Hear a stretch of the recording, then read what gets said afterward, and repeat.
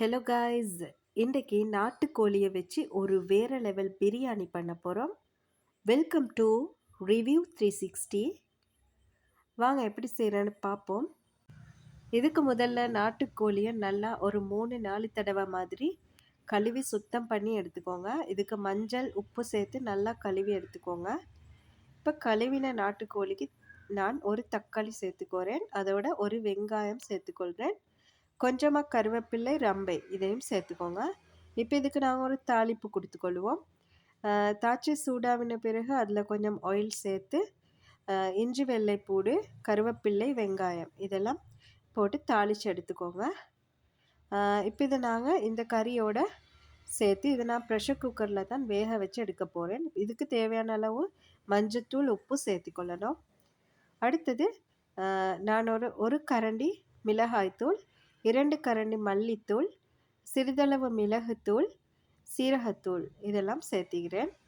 சேர்த்து இதை நல்லா மிக்ஸ் பண்ணி, நீங்கள் கூடுதலாக தண்ணி ஊற்ற தேவையில்ல, கொஞ்சம் தண்ணியும் சேர்த்து இதை ப்ரெஷர் குக்கரில் வேக வச்சு எடுத்துக்கொள்ளணும். இப்போ நாங்கள் சோறுக்கு தேவையான தாளிப்பு எப்படின்னு பார்ப்போம்.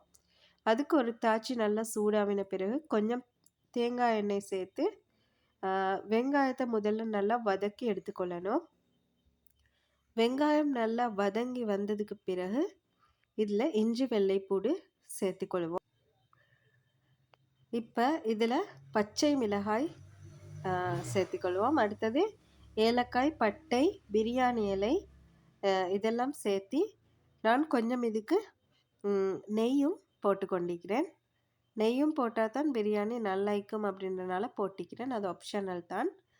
இப்போ இதுக்கு தக்காளி, கொஞ்சமும் கருவேப்பிலை, புதினா, கொத்தமல்லி இதெல்லாம் சேர்த்து இதை நல்லா வதக்கி எடுத்துக்கோங்க. நான் இந்த பிரியாணி செய்கிறதுக்கு சக்தி மசாலா தான் இன்றைக்கி எடுத்துக்கிறேன். இப்போ நாங்கள் கறி செஞ்சு வச்சுருந்த அந்த ஆணத்தில், நாட்டுக்கோழி ஆணத்தில் தாளித்து கொண்ட இதெல்லாம் போடுவோம். போட்டு இப்போ நான் அரிசியை நல்லா கழுவி எடுத்துக்கொள்கிறேன். இதுக்கு நான் கீரி சம்பா அரிசி தான் எடுத்துக்கொண்டேன். இப்போ நான் அந்த கறி துண்டுகளை வேறே எடுத்து வச்சுக்கிறேன். ஆணத்தில் தான் இப்போ நான் எப்பயும் சோறு ஆக்குற போல் அளவு பார்த்து இதை போட்டுட்டு நான் கடைசியாக தான் கறியை சேர்த்துக்கொண்டேன். இதில் இந்த வீடியோ பிடிச்சிருந்தா மறக்காமல் லைக் பண்ணி, ஷேர் பண்ணி, சப்ஸ்கிரைப் பண்ணிக்கொள்ளுங்க. நீங்களும் ஒரு முறை இது மாதிரி பிரியாணி செஞ்சு பாருங்கள். இந்த பிரியாணியோட நான் ஒரு மாங்காய் பச்சடியும் செஞ்சுருந்தேன்.